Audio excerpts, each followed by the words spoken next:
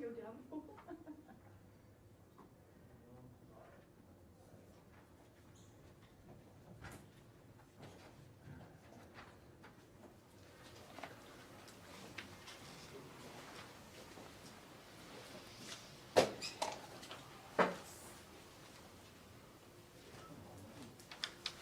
Which side are you coming on? From this side up.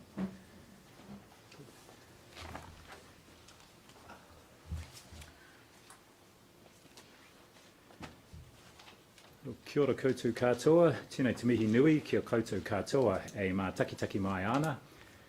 Nau mai, haere mai ki te manatū hauora. Welcome back once again to the Ministry of Health for today's update. Thank you very much for coming.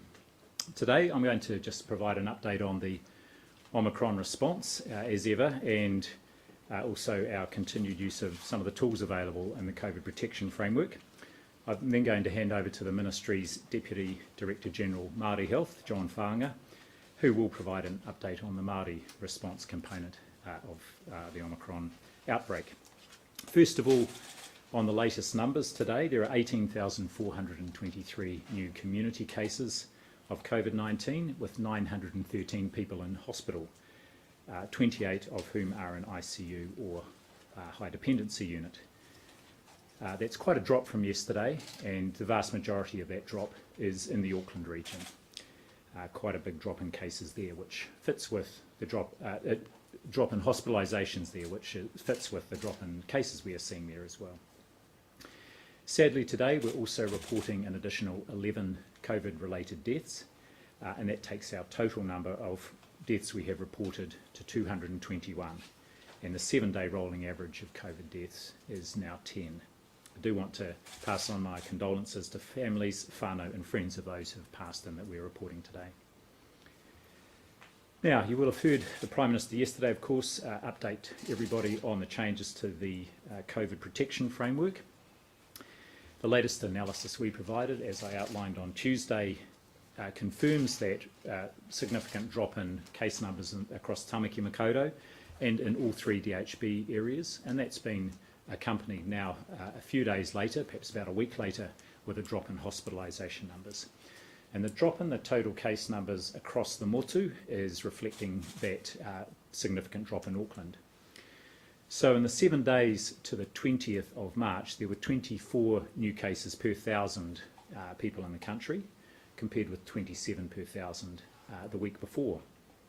So saying that pattern varies across the motu. So Tairāwhiti, it is 44 per 1,000, and Hawke's Bay 38 per 1,000. They are the 2 DHBs with the highest rates at the moment. It's also clear that case numbers are on the increase, in particular in the South Island. From an ethnicity perspective, Māori currently have the highest rate at 35 per 1,000, then Pacific, and their rate is 28 per 1,000. The Pacific rate was the highest but has now dropped. And the rates for New Zealand, European and Asian ethnic groups are currently at 21 per 1,000. A little more detail on some of the rates for the Māori population.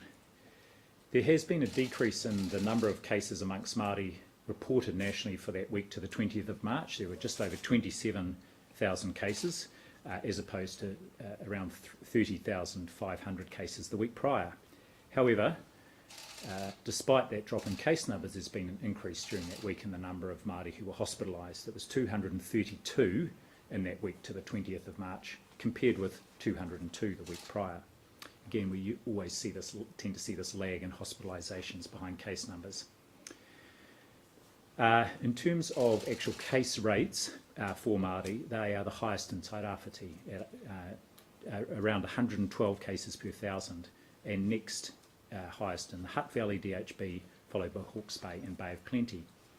So saying, also in most other DHBs in the country at the moment, case numbers are showing an increase for Māori, and in particular in DHBs with large rural areas, where we're seeing case numbers out in those rural areas increase, and in particular higher case numbers amongst Tamariki and Rangatahi. So it's a very good time, because that will represent a lot of work for whānau, for iwi and communities there, and our Māori providers. So I want to say a huge thank you to our Māori and Pacific health, Māori health and disability providers across the motu. They're working hard. They will also have staff down affected by the disease or by whānau members with the disease. So thank you for that huge work you are putting in. We are going to continue to identify individuals, whānau and population groups who are more vulnerable to severe illness through our community hubs and through primary care and our Māori and Pacific providers, and ensure that, that our resources are focused on assisting them to manage at home or that they get hospital care if required. But at the moment, around 97% of our cases are managing at home without any particular support, either from the health care system or from disability support, or indeed from our social development colleagues. So I'm going to now hand over to John Whaanga. Kia ora mai tātou, and over to you, John.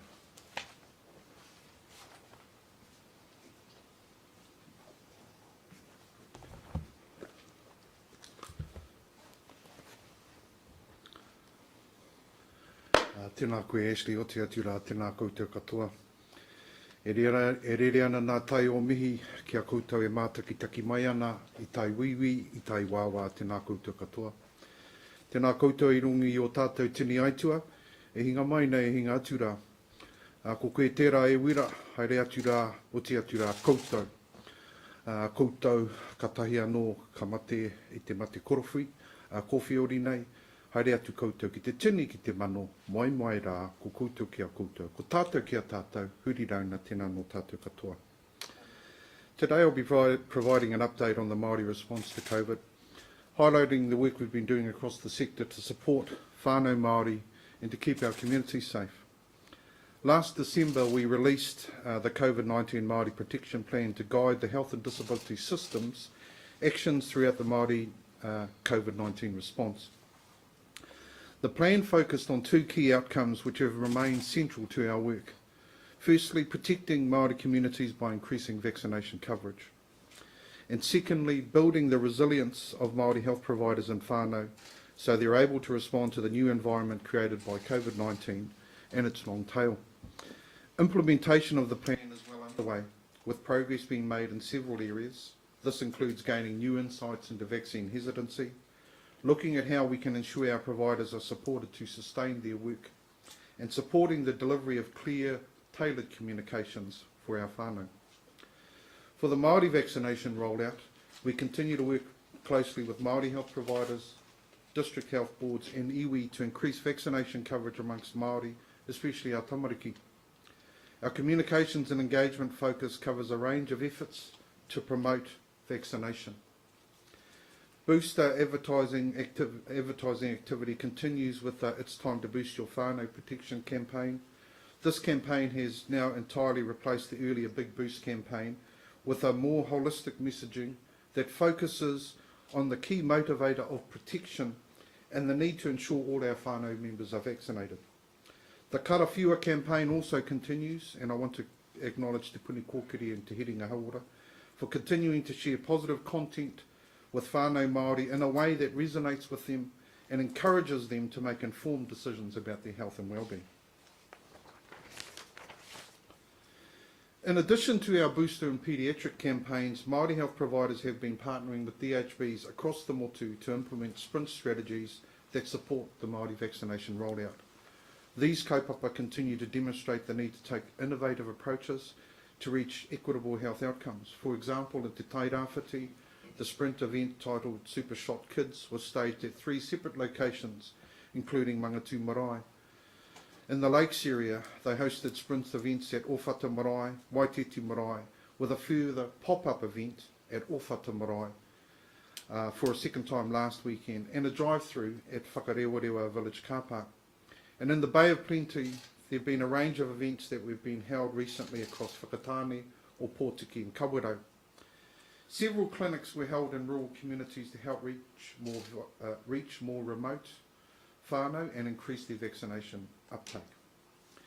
Testing also remains critical to the Māori COVID response.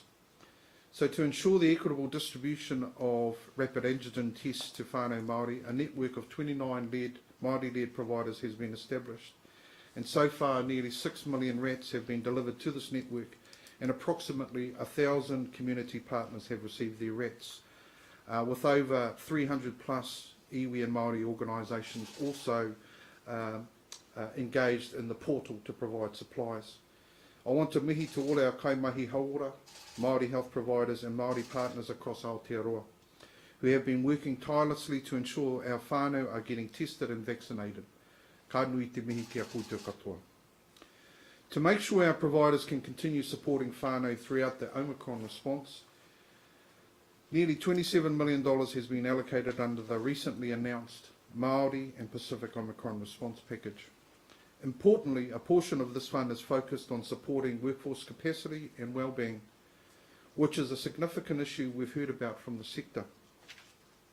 In the interest of getting funding to relevant providers quickly, a streamlined closed commissioning process is underway, and the Ministry has invited over 140 Māori health and disability providers to apply, and funds will be distributed in April. As mentioned by Dr. Joe Bourne on Tuesday, the COVID care in the community framework has been updated and is now available online. Equity remains at the heart of the care in the community program, and equity expectations of hubs are laid out in the COVID care and community Omicron framework. So far, 54 hubs have been set up, and the majority of these are Māori integrated. Many are also Māori led. An example of this is Waikato, which is one central hub and 11 Māori led hubs. All of our hubs across the motu are providing a range of services for whānau, including the delivery of kai packs, medication, financial support, which is being managed by MSD, alternative accommodation coordination, health services, and manaaki services, where some hubs are supporting whānau to report their RATS results. Nā reira, a lot of work is already currently underway as part of our Māori response to Omicron. Much of this work is being led out by our Māori health providers and iwi partners. So before I hand back to Ashley, I want to thank each one of you. Thank you for your resilience throughout our response. Thank you for your innovation in the way you deliver services to our Māori communities. And thank you for your commitment to the continued protection of Aotearoa. You have been central to our response since the first outbreak, and we wouldn't have been able to achieve these gains we've made so far without your outstanding mahi. As Ashley said, please know the work you do is recognised, valued and crucial. Nā reira, kei a koutou, nā kai hāpai o te hauora Māori, e aku rangatira huri no tēnā koutou, tēnā rau atu koutou katoa, me hoki anō ki te kōrero ōnehe, mā tini, mā mano, karapa te whai. Tēnā no tātou katoa, ko hoa atu ki a koe anoa e Ashley.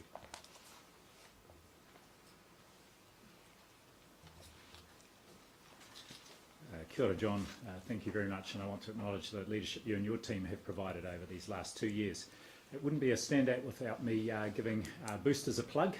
So please, if you haven't had your booster, do go and do that today. For those who have had COVID recently, and if you haven't had a booster, we're advising a 3-month gap. However, book your booster for 3 months from today. Now is the time to do that. Book it in and make sure you get it. It is still important to do it and very worthwhile doing. And finally, 2 years ago yesterday, we announced our first cases of community transmission of COVID-19, which triggered our lockdown and started our whole of government response to COVID-19 in earnest. The Ministry of Health's media statement that day said, we are preparing to move to alert level 4. There is a clear consensus, the sooner we do this, the better. This gives New Zealand our best chance of breaking the chain of community transmission. This will require all our efforts, and I strongly urge all New Zealanders to play their part. Well, 2 years later on, I would like to thank New Zealanders for playing their part over those 2 years through adhering to lockdowns, through staying at home when sick, getting tested when needed, being vaccinated, including getting boosted, scanning with the NZ COVID Tracer app, at least until this Friday, wearing masks, keeping gathering sizes low, and maintaining physical distancing. Many of these actions remain just as important now as they were then as we navigate this next period of the pandemic. If we keep doing the basics well, we will help to protect not only ourselves, but our most vulnerable people, our young children, older people, Māori and Pacific communities, disabled people, pregnant people and people who are immunocompromised, perhaps because they are having treatment for cancer. We all know and care about someone in these groups, and our actions to date have helped protect these very people. Let's keep caring about them. I do also want to acknowledge the many sacrifices made by New Zealanders who, at different times, have not been able to visit loved ones in hospital, to be with them when they were in their dying moments, or to grieve for them at funerals or tangihanga. It's thanks to all our combined efforts we're in the position we are in today, where despite our high number of cases and high number of people in hospital, we continue to have a low number of people requiring ICU care, a low case fatality rate, and still one of the lowest death rates in the world. Kia kaha, hoi anō, ka nui tēnā, kia ora koutou katoa. We're now open to questions, so I'm going to invite John back up here to join me because I'm anticipating there will be questions for him as well as myself.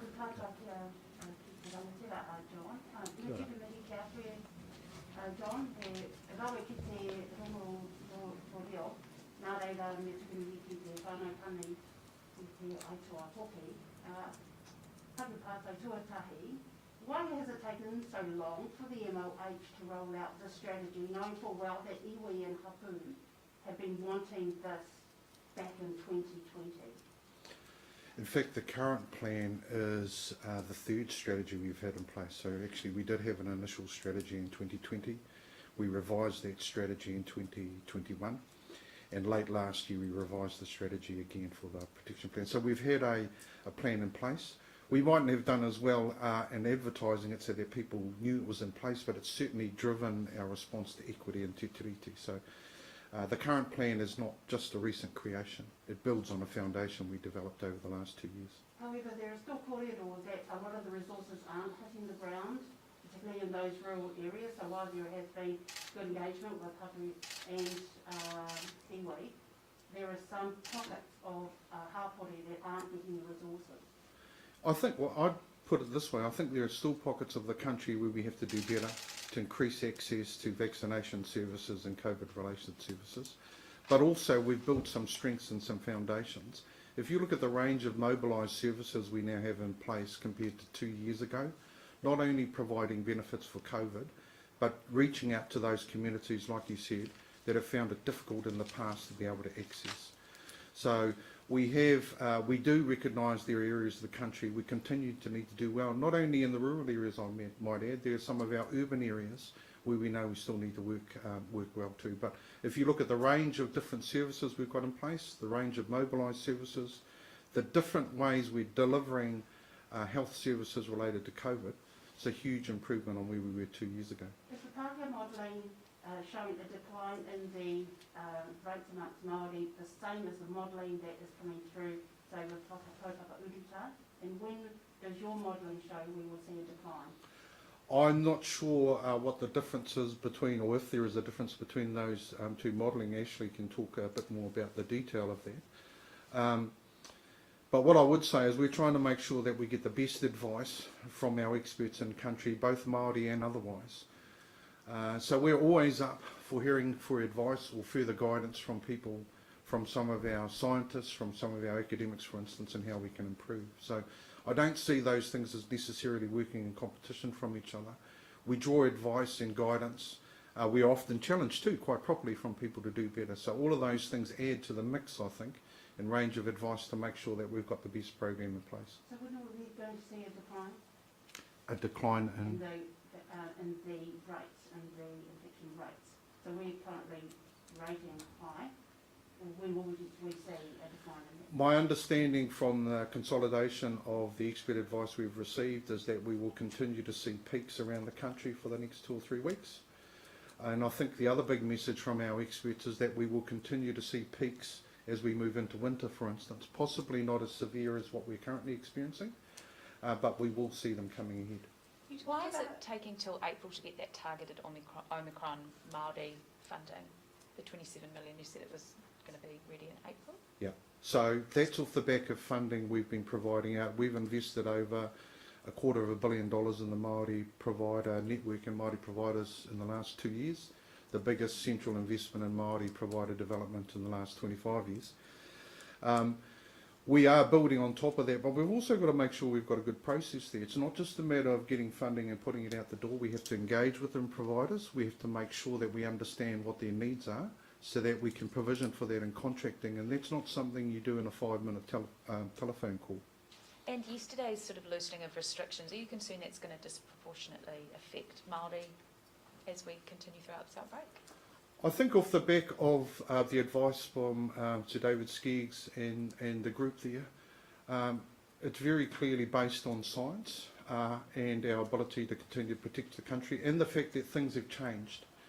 As we've seen in the last 2 years, the way COVID's presented itself to us has changed, and in the same consequence we have to change our response. So we have confidence that off the back of that advice, that the settings we're moving to are going to enable us to move to an environment which is a bit different from where we've been in the past, but still have the relevant protective measures in place to protect our people. You spoke earlier about equitable delivery. I mean, the rates speak for themselves. Maori have been behind every single rate the entire time since, whether it be vaccination boost or child vaccination, they still are.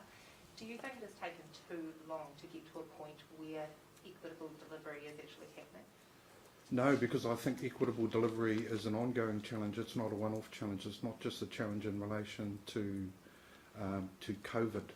There are a number of health determinant areas where we have significant challenges and inequities for Māori, and we are often starting from a position where the Māori population is not doing as well as other parts of the New Zealand population. But if you look at what we've achieved in, for instance, in the first and second doses for our over 12s, 6 months ago we were worried about whether or not we would be able to get anywhere 90%, and we've done that. And in the same way, we've got to follow through with the same focus and challenge on the boosters and the paediatric vaccines to follow through and deliver on it. You also spoke before about doing work around vaccine hesitancy around Māori. What is that work showing and telling you? I think that work is showing us two broad things, if I put it this way. One is that there is comparisons between what is making Māori hesitant to get a vaccine in the general population, and then there are also particular factors for Māori. Some of it is the experience that Māori have currently and have had previously with government and a lack of trust around that. Some of it's around Māori families' experiences with the health system. So there are things in vaccine hesitancy which the Māori population shares in common with others. For instance, parents wanting some assurance that the vaccine's safe for their children. That's a general concern for both Māori and non-Māori. And then we have particular areas that are a feature of our work with Māori. And as I said, one of those things is the experience of Māori families, both currently and in the past, with government and government services, and how it is we can rebuild trust around that. As of last month, the amount of money that had gone out through the Ministry of Health, in particular around Māori-led initiatives, was 78 million of 120 million that had been ring-fenced. So you mentioned 27 million going out in April. Is that from that 120 million that's been ring-fenced, or is this a separate? No, this is separate. This is part of the $140 million package announced by Māori ministers, led by Minister Davis about 2 weeks ago. So do you know how much of that 120 million that was ring-fenced has actually been spent yet? Because last month it was 78. I can only talk for the health funding component of that, which has been administered. If I think I'm on the same pathway as you're referring to the $120 million announced as part of the Māori COVID Communities Response Fund last year. All I can talk to is the health funding, and my understanding is our health funding has gone out. It's gone out to our providers and our providers who can develop and lead Māori COVID responses. Can I just ask one last question, and I'll do Ashley on that stuff. Are you comfortable, I guess, at this point with the amount of money that's gone out, the fact that the rates are still behind for Māori, and yes, it's a work in progress. John spoke earlier about, maybe the message didn't get out to Māori earlier on with those first and second streams. Does it sit comfortably with you that the Ministry of Health has delivered well enough for Māori over the last couple of years? I think John made the point, it's an ongoing effort, and this the area of equity, and particularly Māori, non-Māori inequities, has been something I've been interested in for my entire career. And what I would say is that the delivery of vaccination program to adults in this country for all our groups has been higher than I might have, as high as I might have aspired to, but certainly higher than I might have expected. And through that, as John said, we have made a significant investment in Māori provider development that we can now build off. So that's the first comment I would make. And the second is, and John laid this out, this is ongoing work. There's initiatives, and it reported to us every week, the sprint activities that are underway to try and reach further into these communities, particularly to get our tamariki vaccination rates up. Now, interestingly, in January, 70% of parents, both Māori and non-Māori, said they intended to get their 5 to 11-year-olds vaccinated. And we're still not there with that, and it's much lower for Māori. So Māori parents were more likely to want to wait for a bit before they got them vaccinated. I think they wanted some assurance around safety, further assurance around safety. But it does give us an idea of what's possible, and so therefore we're aspiring to get the rates for children, for all groups, up to that 70%. Questions? Dr. Bloomfield, can you just admit that the MOU doesn't know how to talk to Māori, and Māori just aren't listening to you?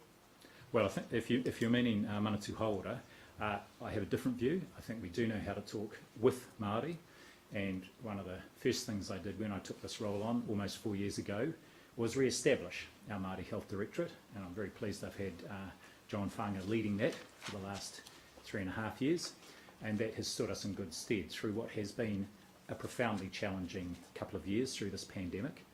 And one of the things we were absolutely clear about at the start was that we didn't want a repeat of what we had seen 100 years ago when we had the Spanish influenza pandemic, that we wanted to protect our communities, and in particular our Māori communities, who were by far the hardest hit 100 years ago. And that's an ongoing journey, and we don't intend to stop it now. But even though the statistics say that actually it's not working. Well, I think it is working. So again, I'll just point to, as John made the point, we've 90% of our Māori 12 and over vaccinated, which is excellent. We're still doing more of that, and we want to get the booster rates up. There's been significant investment in our Māori providers, and those providers have done incredible work to help protect our Māori communities. And just to comment on the rates that I talked about, actually Māori infection rates in this outbreak were slower to start off, so they were lower for the first part of it, and they just started to increase, and over the last week or two have surpassed the rates of other ethnic groups. So our Pacific rate was the highest, by far the highest first of all, and then that's declining. So we will see those Māori rates come down as the outbreak makes its way through those areas of the motu where there are higher Māori populations. Can you just go back to the work being done on vaccine hesitancy, and Matu, you might want to speak to this too, but you referenced some of the reasons or the causes for vaccine hesitancy, particularly among Māori. Why is that work being done now when a lot of those reasons are historical and therefore were known back 2 years ago? Why wasn't the work on vaccine hesitancy done then? Yeah. Well, the work has actually been done. So we've been doing monthly, quite big population surveys since the start, actually since before the vaccination program started. So we started that in late 2020 in preparation for the vaccination program, and we've monitored it throughout, and it's been very interesting to see. Of course, if you recall, when we did those first surveys, the proportion of people who intended to get vaccinated was a lot lower than where we've landed. And so it's been interesting, and we've watched the development of people's attitudes towards the vaccine through that period of time. And really, you've seen a lot of the concerns that they held initially have in fact dropped away. I think specifically with the vaccination for children, I think parents and guardians do have specific issues they're wanting to, and around safety, that they're wanting to make sure of, and that in my mind explains some of the slower uptake amongst tamariki, but we're still intent on getting higher rates for that group. So if you did know and had this data at the start of 2020, how did we still have an inequitable vaccine rollout? Yeah, so look, I want to make 2 points there. First of all, that information informed the rollout right from the start. And one of the things I want to point to here is, right from the start of the rollout, we made vaccines available to and supported our Māori and Pacific providers to vaccinate through a whānau-based approach. And if you look at the vaccination rates up until about July, the rates for our over 65s were higher for Māori and Pacific than they were for non-Māori, non-Pacific. So actually, that reflected both our knowledge and then the work and the resourcing up of those providers to do that. As the vaccination program progressed and new age groups came on, we saw a slower uptake amongst Māori and Pacific, particularly when it got into the younger age groups. And so we kept the research going to inform what were the drivers, what were the barriers and what were the drivers for those younger age groups as we widened it to the wider population. So it was a journey, and we're still on it. And in particular, we're really keen to make sure that we get our booster rates up for younger Māori. At the moment, for 18 to 34-year-old Māori, only about 40% of them are actually eligible for that booster dose, because many of them had their course quite late in the year last year, and around 30% have taken that up. So actually about 75% of those eligible at the moment in that 18 to 34-year-old age group have done so, which is about the same as the uptake across the population. But we will be continuing to focus on that group to make sure we get their booster rates up too. Are you concerned that the infection rates is actually higher, given that Māori aren't actually disclosing their positive status, which is why a lot of the health providers are having to do that for them? So is there concern that the rate is actually high?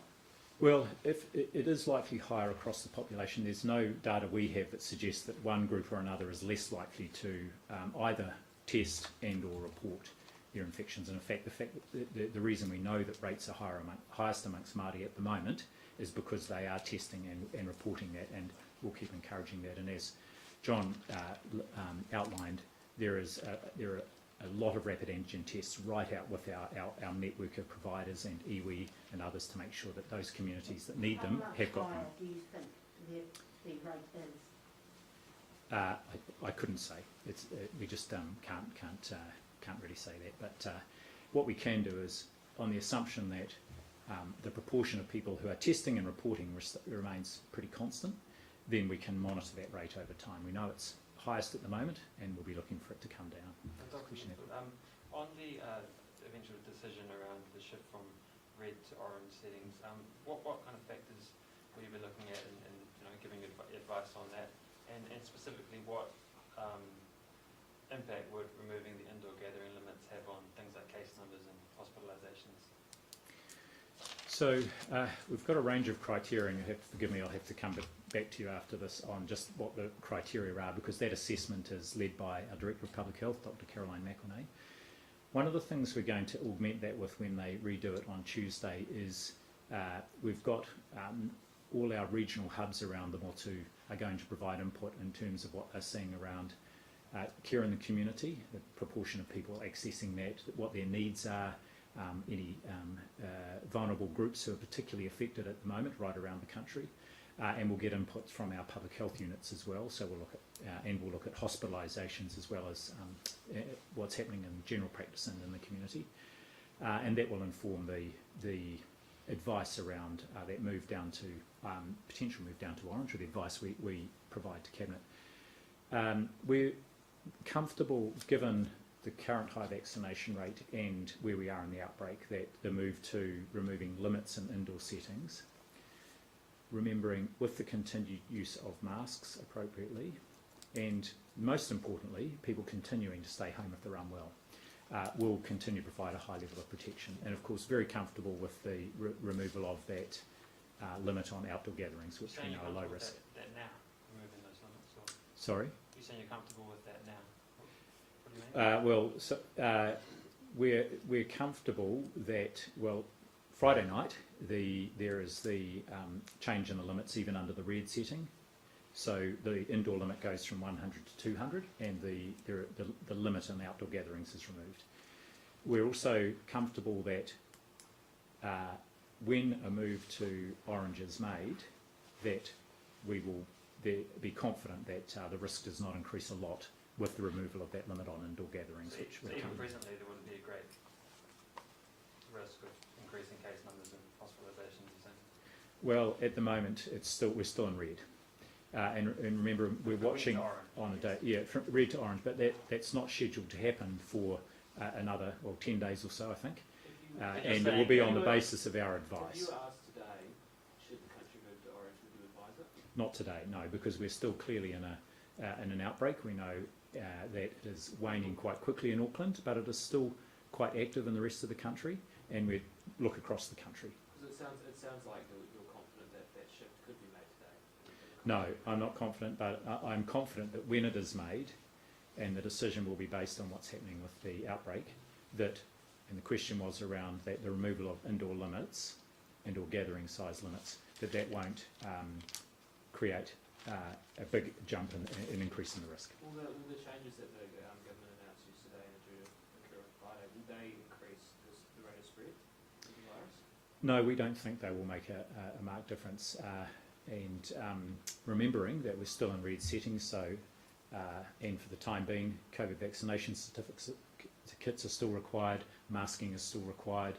There are rules around distancing and what one can do in indoor hospitality venues. So those remain part of that overall measure package of protective measures. On AstraZeneca, it seems like most of the, I think all of the doses are expiring next month, possibly? Yes. I mean, not many have been used. Does that bother you, that we haven't been able to make use of that? It doesn't bother me in the sense that we have made it available for people who wanted it, who either couldn't have the Pfizer vaccine or who preferred a different one. From memory, around 3,200 people have taken up that opportunity. It's the last 2 days there haven't been any doses administered, so when it expires we'll be providing advice, but our view is we have provided that opportunity and we don't know if that we need to continue to provide AstraZeneca. In terms of Novavax, which has more recently become available, we've just passed around 1,000 first doses of that administered. Again, not huge demand. All these help contribute to our protection across the population, but we've been really clear. The Pfizer vaccine is the mainstay of our program, and that's the one we continue to base it on. Just on boosters, you said a while ago now that you're looking at preparing advice around the 12 plus. Where have you got to with that work? It's very close to being completed. We're just finishing off some work around implementation of that, of the decision when it's finalised by ministers. So how quickly could that be a go?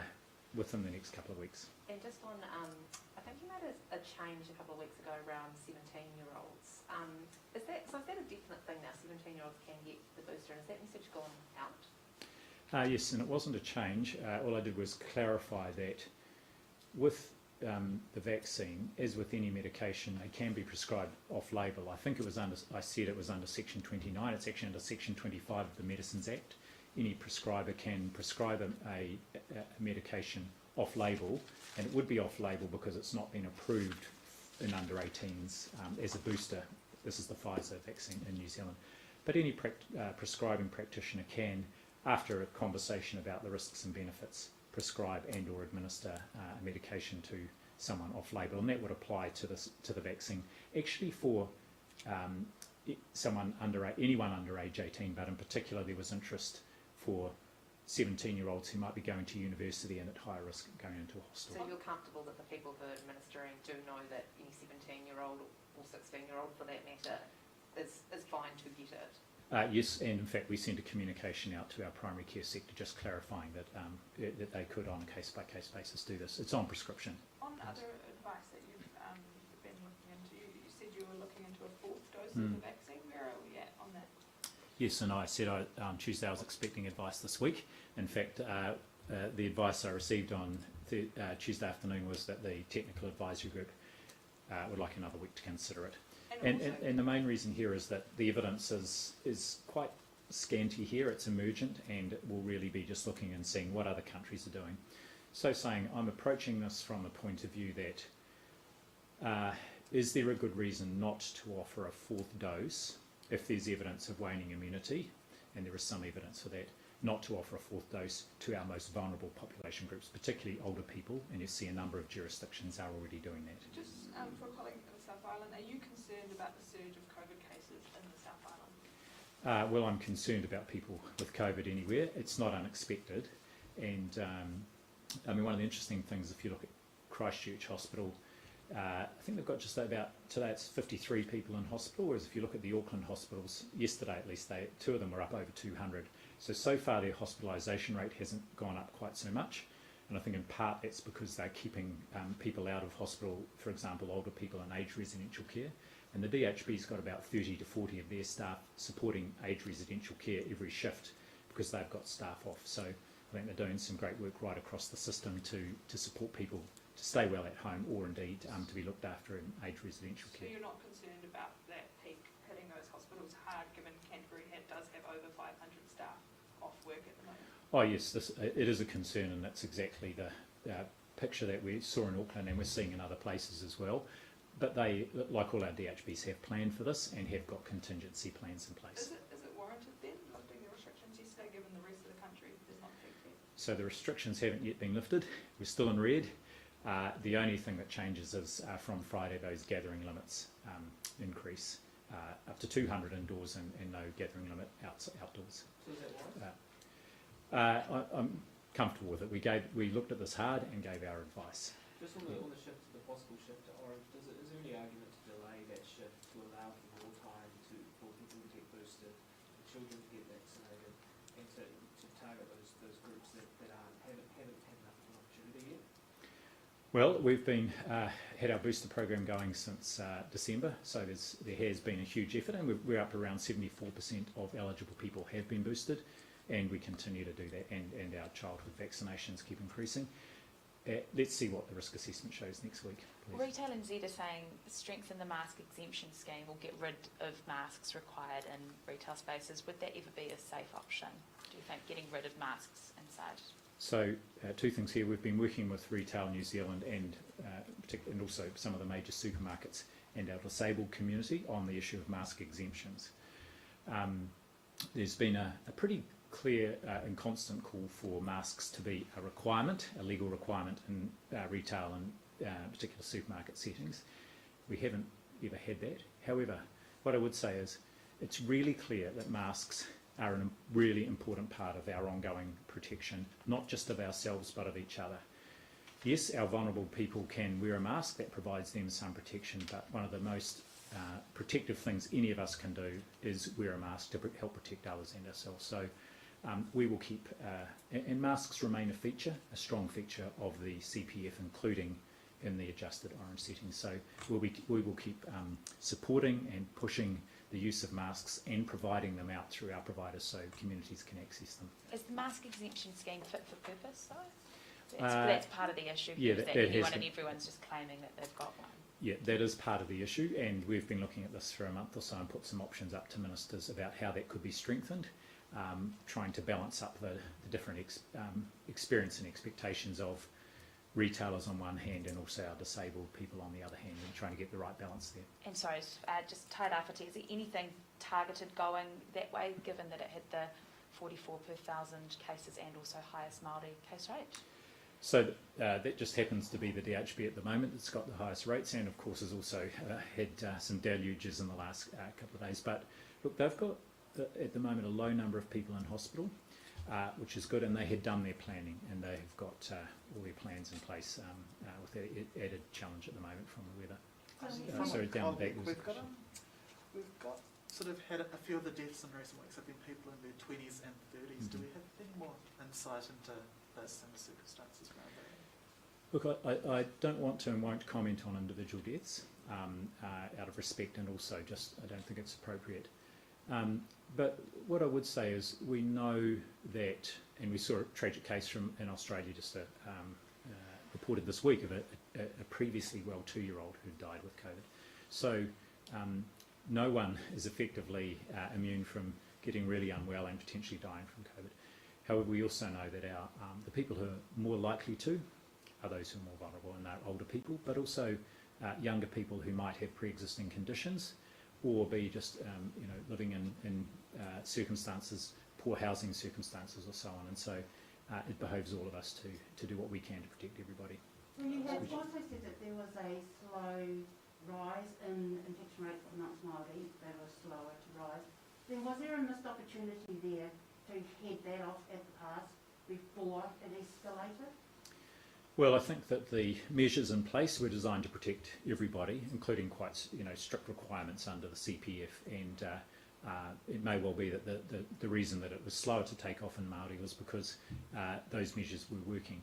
But we have seen with all our ethnic groups, there has been that increase in cases at some point in time, and then they will decline again. It's just happened at different times in different groups. Was there an opportunity missed to head that off to Māori?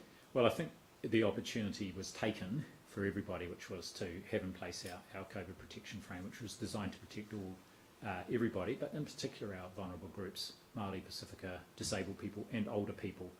And that has almost certainly helped us a lot. And again, our hospitalisation numbers are quite high, but our case fatality rate and our total number of deaths remains low, and we plan to keep it that way. Dr. Just on the COVID deaths, able to say any more about, I guess, where these are occurring? Are these people who have been very sick in hospital, or is it people in home care, or are we seeing them in rest homes? And also, have you got more information about people with COVID as opposed to as a result of COVID? So you'll see from the age breakdown, and we put that in each day in our media release, what the ages were of the people who have died and the gender. And most of the deaths are in people in older age groups, 60s, 70s, 80s, 90s even. And this is very typical with what we see with influenza each year as well, influenza-related deaths. Some of these people are dying and being looked after in aged residential care, some at home and some in hospital. And some of those in hospital will have been in intensive care and had quite a lot of input, but then subsequently died. The issue around, sorry, the second part of your question, which might be the last question. I've told there's one more question, but we'll take one more after this. With COVID, Oh yes, yeah. Again, we are now publishing that where we know on our website each day. We're updating that as we get more information. The breakdown of people who've definitely died from COVID, those for whom it was incidental, and the biggest group actually still is the ones for whom it's under investigation, because it can take some time, sometimes because of a coroner's process or for the death certification to be completed.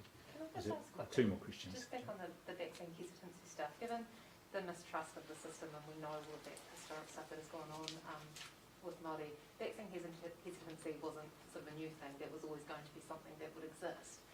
Do you kind of look back on that period now, the beginning period, and feel like there was always going to be a vacuum there for misinformation, disinformation to reach those communities, because there was always going to be a period where Māori were less willing to come forward in the vaccination rollout?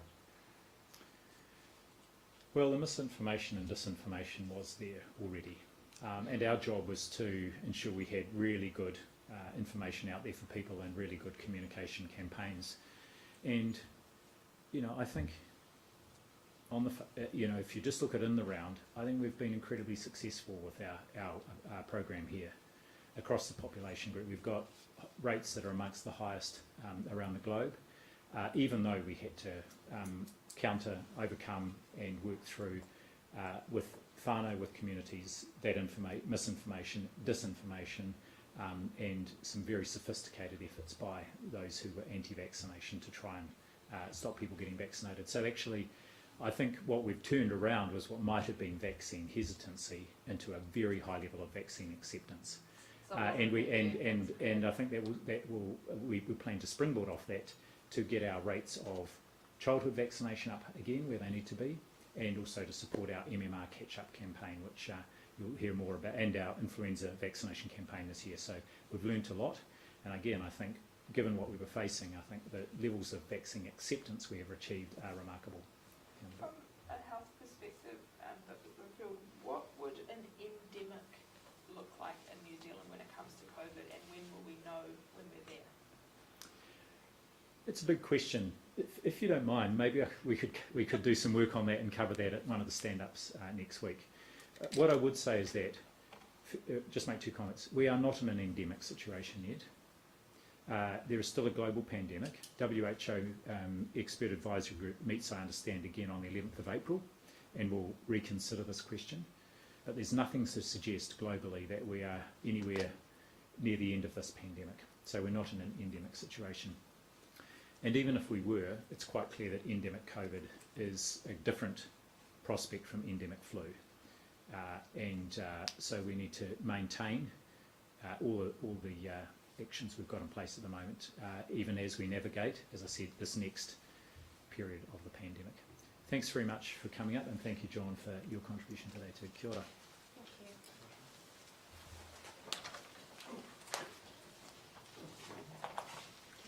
You guys are amazing. I was the simultaneous generation. I gave up after the second sentence. Couldn't keep up with the pace. You guys are amazing.